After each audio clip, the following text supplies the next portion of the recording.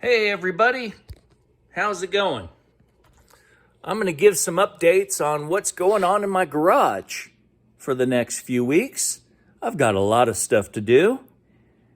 And of course, in my condition, I have to take my merry time on doing it. It takes me a long time to do things these days. I remember back in the days when I was in great shape, I could have an engine out in a few hours. Now it takes me weeks, sometimes months. Oh well, you do what you can, one step at a time. You eat an elephant, one bite at a time. That's the only way to do big things. One bite at a time, one step at a time. Okay, here we go.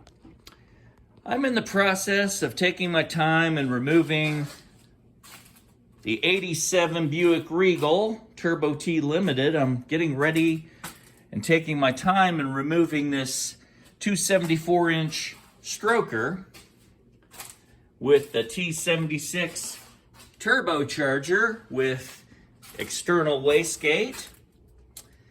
I've disconnected the downpipe. I've removed the intake in the intercooler tubing.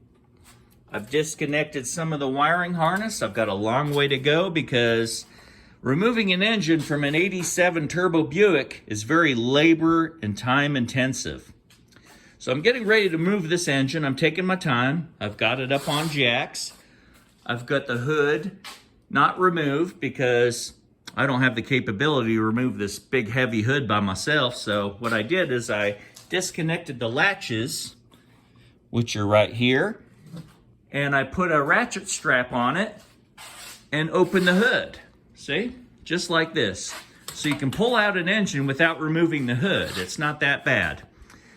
Okay, eventually when I get this engine removed, I'm going to remove the engine from the 1980 Turbo Buick, which is a draw-through turbo. This currently has the 87's original turbo fabricated for the 1980 Turbo Buick. It has a Summit Racing 4-barrel carburetor instead of the factory Rochester Quadrajet. I'm going to take all this out, and I'm going to convert this to blow-through turbocharging. So it's no longer going to be a draw-through turbo car. It's going to be a blow-through turbo car, which means I'm going to stick an intercooler, a front-mount intercooler, in the front grille of this vehicle. So I've got all kinds of parts strewn around. And this is going to be the turbo in this draw-through 80 Buick. I'm going to use an external wastegate, this T66 turbo, the downpipe, fabricate some wastegate tubing to the engine. So it's going to be a blow-through T66 with external wastegate. I'm going to put the tubing and hook it to the exhaust manifold and everything like that. So it's going to be quite interesting when I'm done. And a lot of you have asked me the status on my 1986 300ZX Turbo. And for quite some time I've struggled with it because the vehicle wouldn't start. I took the engine out and put a big turbo in it, a GT3582. And as you can see, GT3582 is installed, the engine's installed, new clutch, pressure plate, and flywheel. It's all installed. And I started the vehicle for about 15 minutes. It was running just fine. And then all of a sudden it just up and quit. Nothing. It would not start again. And so I changed the crank angle sensor, which is inside the distributor. No dice. It wouldn't start. I ordered a new distributor from eBay because it wasn't getting any spark. I put the new distributor on. Still the same thing. No dice, no start, no spark, no nothing. It just cranks. And I smell fuel, so it's getting fuel, but it's not getting nothing else. So I took up my Z maintenance manual and I hit the troubleshooting section. I'll show you my 300ZX maintenance manual. It's actually a Nissan 300ZX maintenance manual from Nissan itself. It's not a Chilton, it's not a Haynes, it's not a cheap manual. This is the actual factory manual, and it has these troubleshooting procedures on self-diagnostic, specifically the PCM. Basically, to make a long story short, I took the PCM and put it in a position where I could read the red and green lights. And you turn the screw counterclockwise, turn the key on, try to crank it for a few seconds if it won't start, and then you turn the screw clockwise and see if you can read some codes. Basically, the red and green light will flash and give you the codes. Like the green light will give you the tenths, and the red light will give you the other numbers. So basically, the green light flashes once, that'll be a 1. And if the red light flashes twice, that will be a 2. So it'll be code 12. So if you actually get codes, they will be explained in this maintenance manual here. And it explains every code that you get. 11, 12, and so on and so forth in this maintenance manual. So the first step when you try to troubleshoot the Z is you have the key on, engine off, and you're supposed to have both lights lit up. Well, guess what? When I tested it, both lights did not light up, which means the PCM is bad. So you have to verify. See, you turn on the ignition, and 2 ignition switch to on. Make sure inspection lamps on, control, are both on. And guess what? Both lights were dark. So guess what I have? I have a bad PCM, so I put one on order, and I'm hoping when it comes in, that'll be the problem and the reason why my 300ZX Turbo hasn't started in months. I kind of got frustrated and put it on pause for a while, and I didn't work on this car for a while because it wouldn't start or anything. So that was just the bad luck. So I'm hoping that all this work I've done will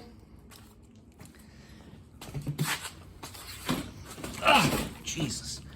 Sure sucks having to walk with one of these crutches and a wheelchair and all that shit. But anyway, yes, that's the projects I got going on. The Subaru has still got some work to do. I've got to figure out why the turbo's not boosting, and I've got it figured out to the downpipe. The downpipe.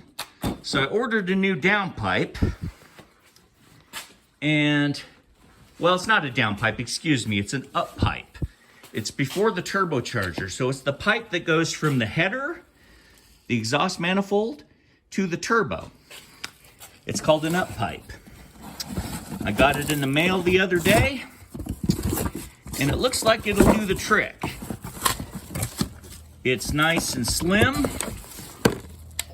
See this nice downpipe? I'll take it out of the box here. It will come out here and cooperate with me. There we go, here it comes. All right. Come here, you. Come out of the bag. Take the cat out of the bag. Okay, here we go. This is the new up pipe. This flange bolts to the turbocharger of the Subaru. There's the nice little sensor right there, the EGT, or exhaust gas temperature sensor. And there's the piece of the pipe that joins the pipe that leads the exhaust manifold or the turbo header. So this is a nice looking pipe. It comes with all new bolts and nuts and a new gasket for the turbo. So in order to change this up pipe, I have to take the vehicle all apart again. I have to take the turbocharger off, the intercooler off, all that stuff to get to this up pipe. Then I have to go underneath the vehicle, remove the O2 sensor, and unbolt the up pipe from that end, remove the turbo, which unbolts it from that end, and a few extra bolts, which are holding it to the header. So, I'll remove all that, put that in, and the factory up pipe has a catalytic converter on it. So I believe that's the reason why I'm not getting any boost. The catalytic converter is finally took a crap. And unfortunately, Subaru put the catalytic converter, the first catalytic converter of 3. There are 3 catalytic converters on the Subaru Outback XT. They put a catalytic converter on the factory up pipe, and it's right before the turbocharger, so when the catalytic converter starts breaking apart, guess what? It's gonna put all those materials into the turbine wheel and seize it and make it fail. So this is one of those things I recommend because you don't want a catalytic converter before your turbo, so when it starts breaking apart after 8 years, 9 years, 10 years, however long it takes, it's gonna put all those catalytic converter chunks into your turbine wheel and fail your turbo. So you're gonna spend hundreds of dollars on a new turbo because the catalytic converter chunked up and blocked your turbo and quit it from spinning. So this is gonna be a proactive fix. Plus for me, it's gonna fix the problem for my turbocharger, and it should spool up better after I put a nice up pipe in there. And then for catalytic converters, there's 2 more on the downpipe. On the factory downpipe, there's 2 more catalytic converters. So there you go. So here's the update to a few of my cars. And hope you enjoyed this video. And I'm going to take my time and get some of these cars done so I have something to race the next time at Top Gun. Because right now, none of my cars are ready to race. This thing doesn't get boost. This thing won't start. That thing has a messed up engine. And this Buick won't start either. So I've got 4 potential cars to take to the track, and none of them are working right now. At least they're not good enough to race. So I got to do all this work. It's going to take me quite a while, but the first vehicle I'm hoping to get fixed is the 300ZX Turbo, provided the PCM or ECM, electronic control module, or the powertrain control module. Back then in '86, they called them ECMs, electronic control modules. So I'm going to get that fixed, get that new PCM, ECM, electronic control module, get it changed in that Z, and hopefully that'll be the problem why the Z don't start. Then I can get it all ready for racing the next time. And then I got to change the up pipe in this Subaru, and then I'll have 2 cars I can possibly take to the racetrack. The Buicks will take longer because I got to remove the engine from this one, remove the engine from that one, put this engine in that car with these turbochargers. Well, this big turbocharger, this T66, a special blow-through carburetor. So I've got a lot of stuff to do, and I just have to do it one step at a time, like you eat an elephant, one bite at a time. So hope you enjoyed this video, and have a great day and weekend.